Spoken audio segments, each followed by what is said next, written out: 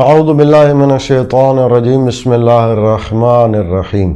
بہت سارے ہمارے ایسے فقہی مسائل ہیں جن سے ہمیں علم ہونا ضروری ہے اور پھر اہل بیت علیہ السلام کے طریقہ کے مطابق جاننا ضروری ہے۔ بہت ساری ہماری ایسی باتیں ہیں جو ہمارے معاشرے میں رائج ہیں، لیکن ان باتوں کا اہل بیت علیہ السلام کی تعلیمات سے کوئی تعلق نہیں ہوتا ہے۔ جیسے نماز جنازہ کی ادائیگی کے وقت آپ نے اکثر دیکھا ہوگا کہ لوگ اس چیز کا بہت زیادہ خیال رکھتے ہیں اور اس کا اہتمام کرتے ہیں کہ صف طاق ہونی چاہیے، جبکہ اس بات کا تعلیمات آل محمد علیہ السلام سے، تعلیمات اہل بیت علیہ السلام سے کوئی تعلق نہیں ہے کہ جنازہ کی صف طاق ہونا چاہیے۔ اگر جفت بھی ہو جائیں تو کوئی مسئلہ نہیں ہے۔ اسی طرح کا ایک اہم مسئلہ ہے کہ جب قبر کی کھدائی کی جائے تو قبر کتنی گہری ہونی چاہیے۔ بہت سارے لوگ یہ کہتے ہوئے نظر آتے ہیں کہ قبر اتنی گہری ہونی چاہیے کہ اگر کوئی انسان قبر میں بیٹھے تو اس کا سر چھت کے ساتھ نہیں لگنا چاہیے،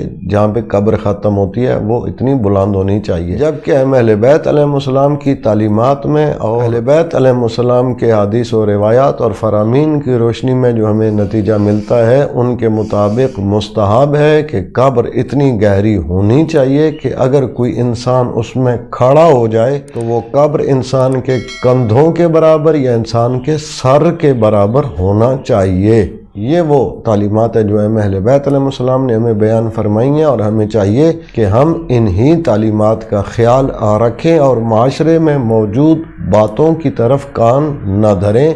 اور معاشرے میں رائج جو نظریات ہیں ان سے ہم علیحدگی اختیار کریں اور دین آل محمد علیہ السلام کو سیکھیں اور اس پر عمل کریں۔ اپنا اور اپنے چینل راہ نجف کا خیال رکھیے گا۔ اللہ تعالیٰ سے دعا ہے کہ امام زمان عجل اللہ فرج شریف کے دور پر نور میں تعجیل فرمائے اور تمام مؤمنین و مومنات کی مشکلات کو آسان فرمائے اور حاجات کو پورا فرمائے۔ اللہم صلی علی محمد و آل محمد وعجل فرجہم۔